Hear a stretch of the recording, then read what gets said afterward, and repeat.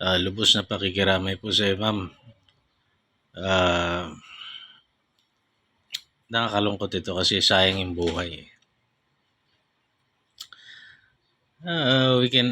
From a spiritual standpoint, pwede nating sabihin na oras na nila.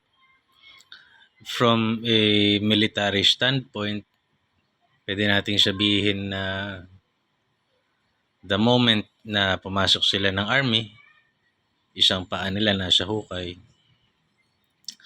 Kaya lang, pwede rin nating sabihin na kung wala siya ng mga rebelding NPA, yung risk na sila ay mamatay, mas mababa.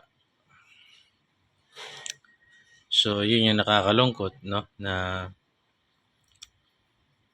imbis na nilalabanan na lang sana yung terrorism, yung mga sindikato, yung mga alam mo na, criminal elements, dumagdag pa itong mga criminal elements na may political front. But can you imagine? NPA is like para silang hold-upper na may party list. Sa totoo lang, may grupo ng mga hold-upper tapos may party list representative sila. So yung grupo ng hold-upper, yun yung NPA. Yung party list representative nila, yun yung NDF o yun yung Communist Party, yun yung katumbas. Diba? Alam mo yan? Nakaka-frustrate. Tagal-tagal ng digmaan yan. Actually, ma'am, sa totoo lang, yan ang isa sa pinakamalaking problema ng laylayan, di ba?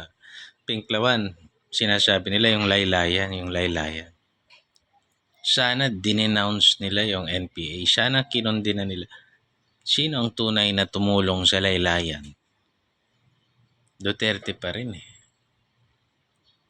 Sino nagpasuko ng mga NPA? Sinong nagpa-stop sana ng mga kaguluhan? Duterte pa rin, eh.